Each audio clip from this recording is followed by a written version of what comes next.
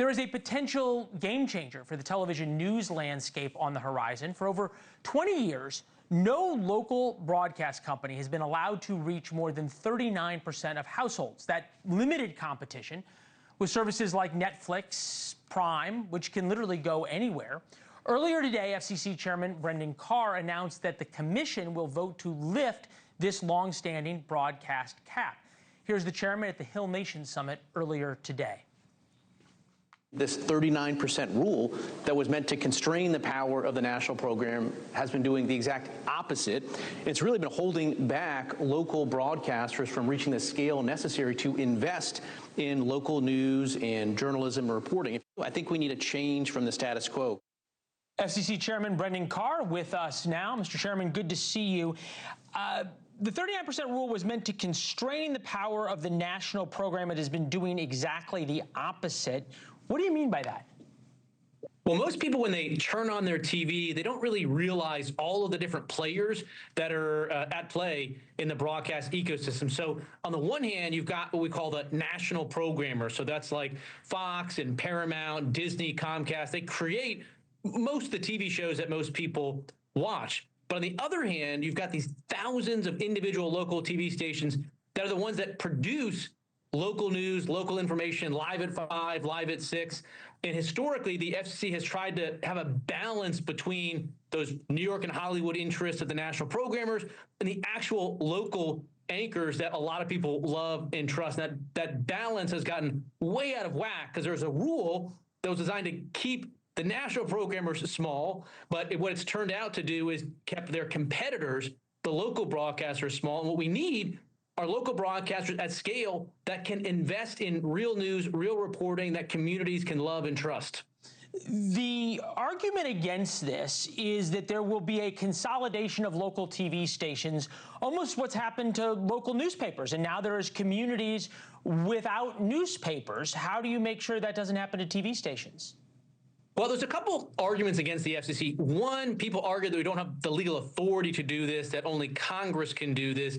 And to that, I would say Republicans and Democrat leaders of the FCC have not agreed with that position. I think newspapers is actually an interesting analogy because the FCC had a similar rule in place that stopped newspaper investment from happening, from companies investing in newspapers. And with that rule, we actually saw thousands of newspapers go under. So if you really care about local news, local information, it's important that we allow those entities to reach some sort of scale.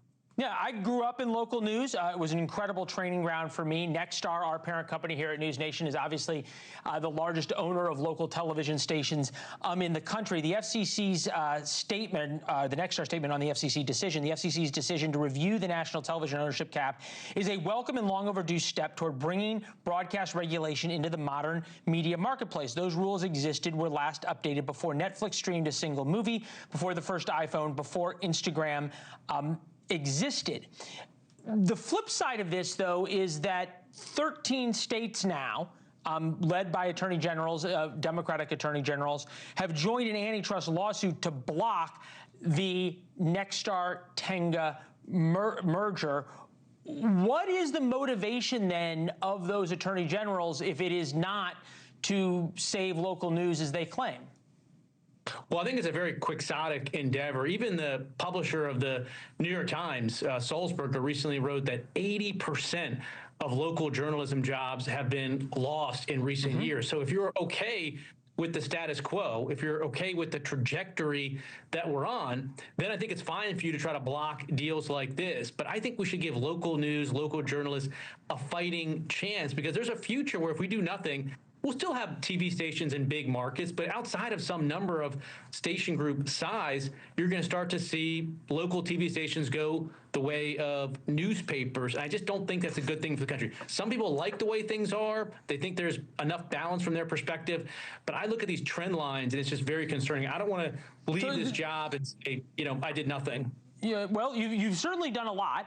You've obviously been involved in this. You've also taken on the networks themselves, the ownership companies, as you talked about, the national broadcasters on a number of issues. President Trump has a speech tomorrow night in prime time, 9 p.m. Typically, the White House asks the networks for time, is the way this used to work. Alexandria Ocasio-Cortez, possible presidential candidate, believes in this case for President Trump's speech, the networks should not air it. Take a listen. I don't think that we should be contributing to any platforming of lies about our election. Many news outlets oftentimes may receive transcripts, and I think that we have an ethical obligation to not air things that undermine our election, that are not rooted in evidence. Should the networks air President Trump's speech tomorrow night? Of course, yeah. I think it's going to be a really important newsworthy event. Anytime the president of the United States stands up there in prime time to deliver information or news or content, I think broadcasters should want to make sure the American public can see that. And I think you see a lot of Democrats like AOC, and obviously they want complete and total control over the news and information that American people want. But let people hear directly from the president, unmediated by anybody. And people are smart enough; they can make their own mind up. But yeah, I do think that this is something that the American people have every right to be able to get over the airwaves. You said they should want to, the network should want to, and the American people have a right. Do you think the networks have a responsibility in terms of their TV licenses, the local broadcasters and the networks themselves in terms of public interest have a responsibility to air it? Well, look, broadcasters are fundamentally different than all other means of distribution, Yeah, I'm whether talking it's about broadcasters. cable or podcasts, and broadcasters have a responsibility and an obligation to operate in the public interest. In terms of being, more specific than that here, I'll avoid sort of generating the headline on this one, but I do think it's one that, a lot of people are going to be interested in and want to see. All right, fair enough. Chairman Brendan Carr, thank you very much. Thank you for watching. Subscribe below and download our NewsNation app right now on your phone, and you will get fact-based, unbiased news for all Americans.